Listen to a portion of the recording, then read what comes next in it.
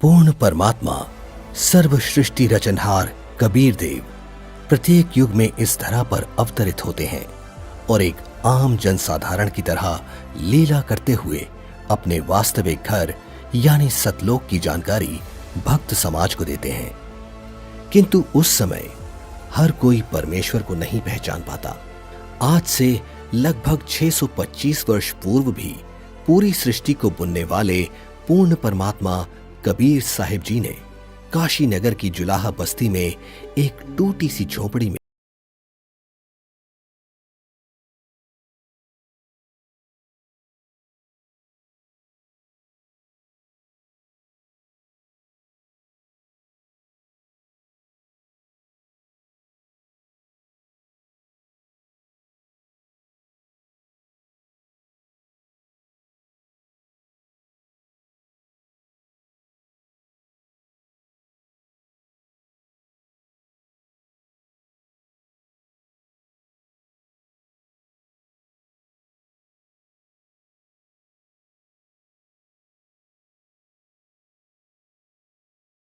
काजी, पंडित और ब्राह्मण कबीर साहिब जी की महिमा चारों तरफ फैलते देख ईर्ष्यावश आए दिन उन पर जुल्म करने की असफल कोशिश करते ही रहते थे।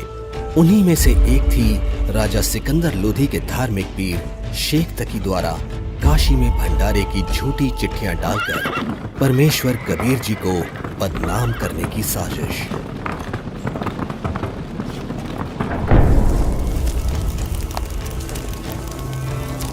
इस कबीर ने तो हम सभी का जीना हराम कर रखा है। हमने उसे मारने की कितनी बार कोशिश कर ली, लेकिन वो हर बार किसी न किसी तरह बच ही जाता है। अब नहीं बच पाएगा। अब की बार मैं ऐसा पैंतरा फेंकूंगा कि उसे काशी छोड़कर भागना ही पड़ेगा। ऐसा क्या सोचा है पीर जी? पास आओ।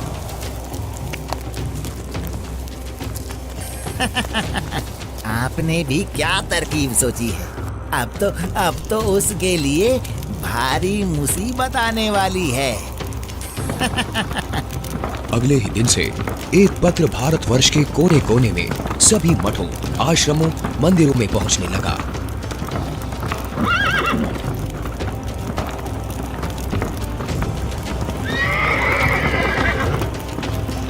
पत्र में लिखा था, मान्यवर कबीर सेठ पुत्र नूर अली अंसारी, जुलाहों वाली कॉलोनी, काशी शहर में 3 दिन का धर्म भोजन भंडारा कर रहे हैं, जिसमें सब साधु संत आमंत्रित हैं। भंडारे में प्रतिदिन प्रत्येक भोजन के बाद 1 सोने की मोहर व दोहर दक्षिणा में दी जाएगी। भोजन में लड्डू, जलेबी, हलवा, खीर, दही बड़े, मालपुए, रसगुल्ले आदि आदि सब मिष्ठान खाने को मिलेंगे। साथ में सूखा सीधा भी दिया जाएगा। सभी शिष्यों को बता दो, भंडारे में सभी को चलना है।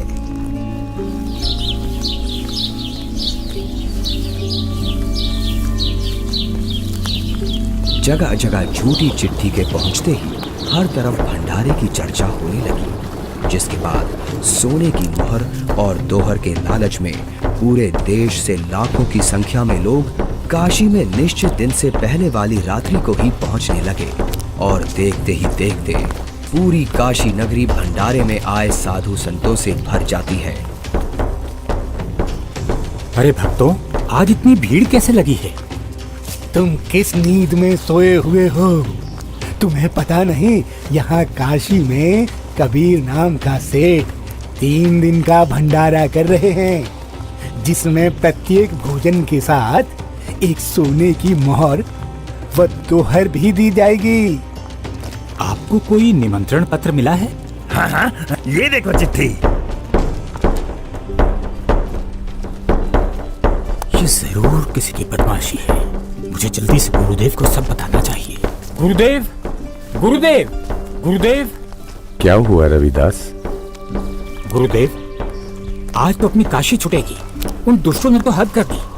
आपके नाम की झूठी चिट्ठी बंटवा रखी है कि कबीर सेठ पुत्र नीरू 3 दिवसीय भंडारा करेगा, जिसमें प्रत्येक भोजन के बाद खाने वाले को 1 सोने की मोहर और 1 दोहर भी दी जाएगी। अच्छा, और अब उस झूठी चिट्ठी को लेकर लाखों की तादाद में लोग भंडारे के लिए आए हुए हैं। रविदास, आज तो सारी सीमाएं पार कर दी हैं उन नादानों ने। मैं गरीब आदमी, मेरे पास तो अपने परिवार के लिए ही मुश्किल से अनाज होता है। इतने लोगों को मैं कहाँ से भोजन खिलाऊंगा? आप अंदर से दरवाजा बंद कर लो और कोई भी आए तो खोलना मत। जब कोई नहीं मिलेगा तो थक हार कर अपने आप वापस चले जाएंगे। गुरुदेव, ये नकली धर्म के ठेकेदार रोज आपके खिलाफ कुछ ना कुछ षड्यंत्र रचते ही रहते हैं। कोई बात नहीं रविदास, जैसे तैसे आज का दिन और निकाल लेते हैं। रात को निकल जाऊंगा मैं अपने परिवार को लेकर कहीं दूर। तंग आ चुका हूं मैं इनके इन रोज रोज के कारनामों से। मैं बोलता सच्चाई हूं और ये समझते उसको निंदा है। आ जाओ रविदास, बैठ जाओ। दोनों भगवान को याद करते हैं। आपत्ति के समय उसी को याद करना चाहिए। वही सबकी लाज रखते हैं, हमारी भी रखेंगे। जिसके बाद परमेश्वर कबीर जी अपने 2 रूप धारण कर एक रूप में तो रविदास जी के साथ झोपड़ी में विराजमान रहते हैं तथा दूसरे रूप में ऊपर सतलोक में पहुंच जाते हैं।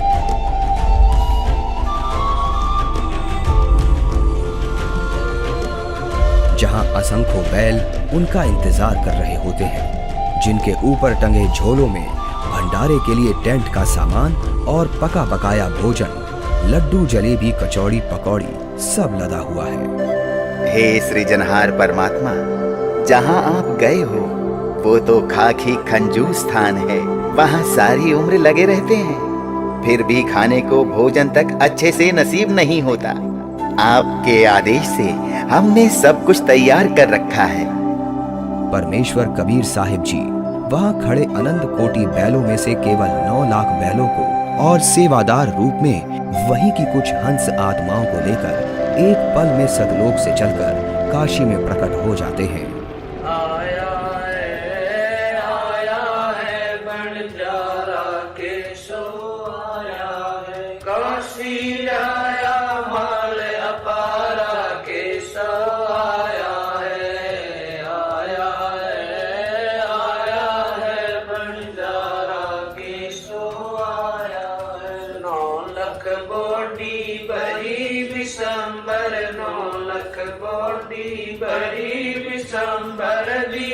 कबीर भंडारा के सो आया है, आया है बंजारा के सो आया है। धरती ऊपर तंबू ताने, धरती ऊपर तंबू ताने, चौपड़ के बंजारा के सो आया है,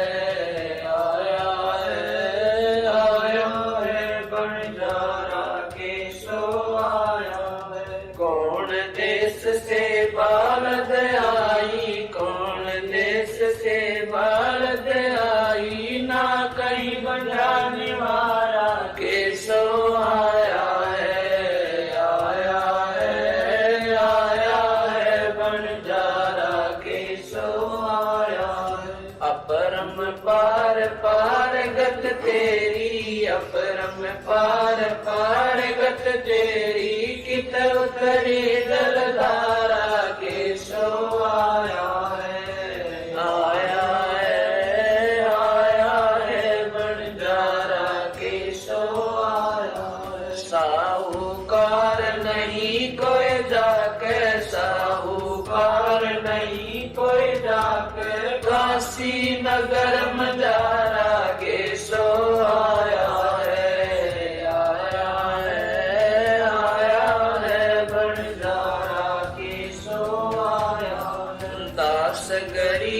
कलप से उतरे, दास गरीब कलप से उतरे, जिया पे लख कर तारा के सो आया है, आया है बंजारा के सो आया है। दास गरीब कलप से उतरे, दास गरीब कलप से उतरे, जिया पे लख कर तारा के शो आया है भंडारा के शो आया है।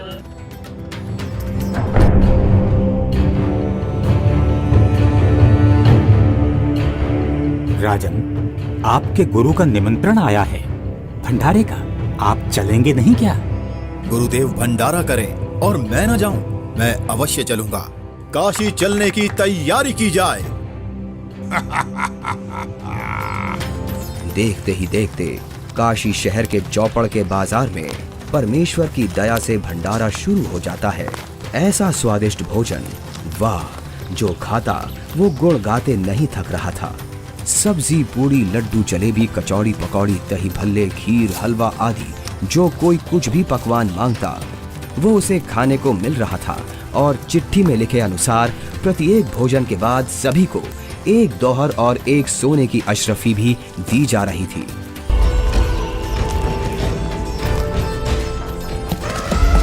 उधर से दिल्ली के बादशाह सिकंदर लोधी भी, जो परमेश्वर कबीर जी का शिष्य हो चुका था, अपने धार्मिक पीर शेख तकी के साथ भंडारे में पहुंच जाता है। अरे, ये क्या हो रहा है? ये भंडारा कैसे चल रहा है? भंडारे में परमेश्वर कबीर साहिब जी की जय जयकार सुनकर जहां शेख तकी ने सोचा तो था कि कबीर अपनी झोपड़ी छोड़कर भाग गया होगा और लोग उसको गाली दे रहे होंगे, किंतु उसके विपरीत भंडारा चलते देख शेख तकी के तो तन बदन में आग लग गई। हे भक्तों, कबीर साहिब जी किधर हैं? कबीर साहिब जी का तो मालूम नहीं, किंतु उधर सफेद तंबू में एक व्यक्ति बैठा है, वही भंडारे की सारी व्यवस्था किए हुए है।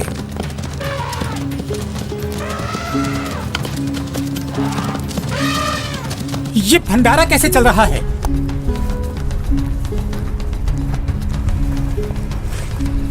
कौन है आप और कबीर जी से क्या नाता है आपका?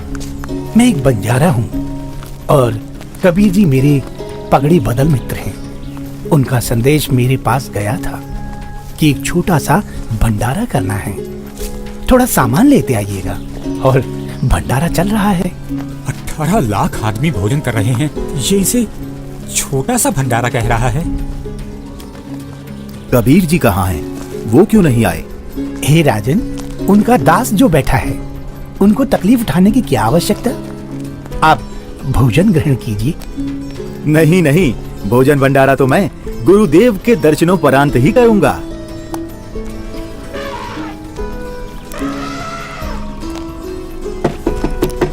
हे गुरुदेव, लगता है उन्होंने हमें यहाँ भी खोज लिया। भीड़ शायद घर पूछते पूछते यहाँ तक पहुँच गई है। कोई बात नहीं, आप दरवाजा मत खोलना, कुछ देर बाद अपने आप चले जाएंगे। दरवाजा खोलिए परवरदिगार, दिल्ली से आपका दास सिकंदर आया है। राजन, हम दरवाजा नहीं खोलेंगे। इन लोगों ने तो आज सभी हदें पार कर दी हैं। मेरे नाम से झूठी चिट्ठी डाल रखी है। मैं कैसे निकलूं बाहर? इस बनारस में कोई सेठ भी मेरा ऐसा जानकार नहीं है जो मुझे पैसे उधार दे दे। मैं तो बड़ी मुश्किल से ताना बुनकर अपने परिवार का पालन करता हूँ। इन लोगों ने मेरा जीना मुश्किल कर दिया है। बस आज रात होने का इंतजार है राजन। रात होते ही मैं अपने परिवार को लेकर कहीं दूर चला जाऊंगा। है परवरदिगार, आप मुझे नहीं बहका सकते। आप ही अल्लाह अकबर हो। आपने देखो वहाँ क्या रंग लगा रखे हैं। एक बार दरवाजा खोल दो दाता, दास आपके दर्शन करना चाहता है। खोल दो दरवाजा।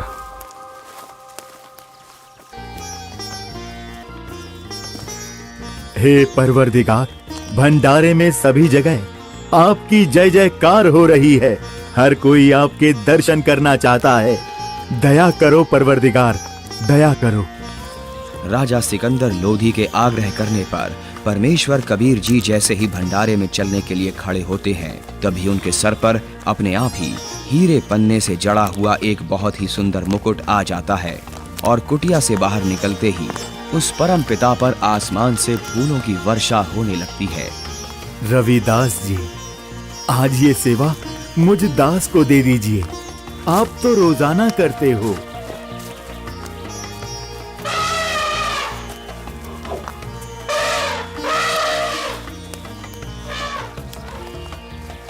इनमें से कबीर जी कौन है? जिस पर बादशाह सिकंदर लोदी चवर कर रहे हैं वही कबीर हैं।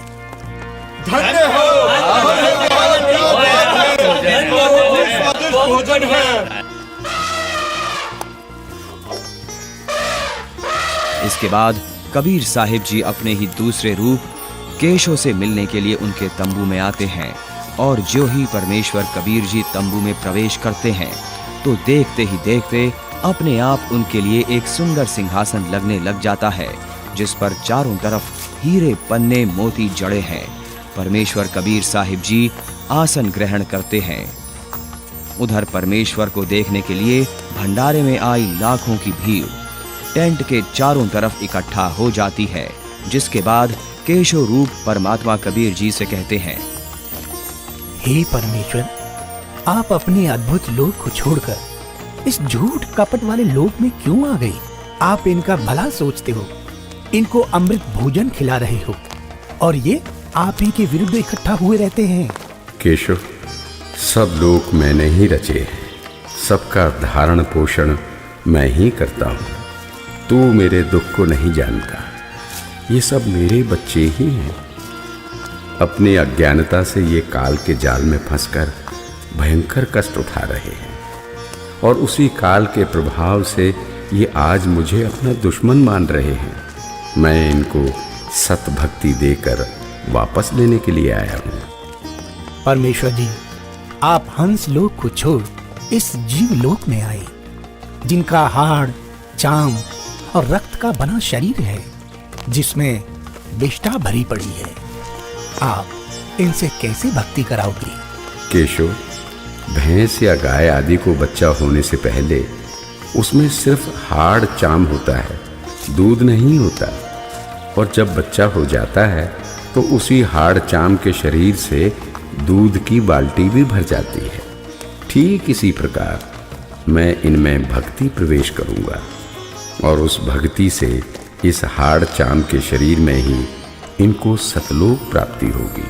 हे परमेश्वर, ऐसे लोक में जहाँ जमीन पर पांव रखते ही दंड लगता है, ऐसे गंदे लोक में आपकी वहनी पर मैं बलिहारी हूँ। वही शेख तकी की चाल उसी पर उल्टी पड़ गई। उसने लोगों को इकट्ठा तो इसलिए किया था कि कबीर किसी को भोजन करा नहीं पाएगा और लोग उसको गालियां देंगे, लेकिन कबीर जी ने उन इकट्ठा हुए लाखों भक्तों को 3 दिन तक मोहन भोजन भी खिलाया और सोने की मोहर व दोहर देकर सत्संग से उनका अज्ञान अंधेरा भी हटाया। फिर भी ये सब शेख तकी से देखा नहीं गया।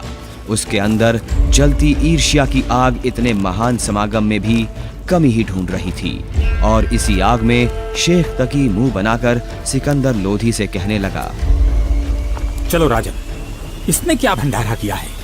बहुत अच्छा सा किया है। ऐसे ऐसे तो हम 100 भंडारे कर देंगे। शेख तकी ने जब इतना कहा ही था कि बोलते बोलते उसका मुंह टेढ़ा का टेढ़ा ही रह गया और वो गूंगा बहरा भी हो गया।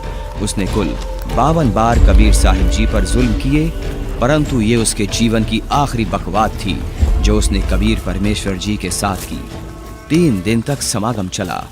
तीसरे दिन सेवकों ने बचा हुआ सामान व टेंट आदि बैलों पर लाद दिया और चल पड़े।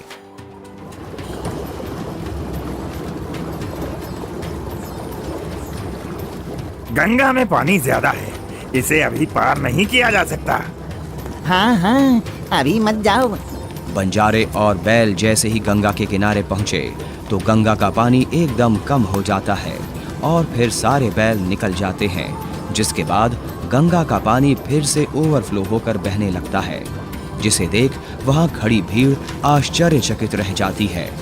जाइए केशव, कहीं आपके बंजारे दूर ना निकल जाएं।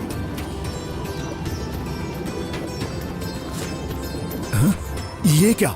कहाँ गए बैल, कहाँ गए बंजारे? राजन, जहाँ से आए थे वहीं चले गए। इससे पहले कि सिकंदर इस बात को समझ पाता, उसी समय केशव भी कबीर जी के अंदर समा गए। सिकंदर दंग रह गया। रोते हुए कबीर परमेश्वर जी के चरणों में दंडवत की।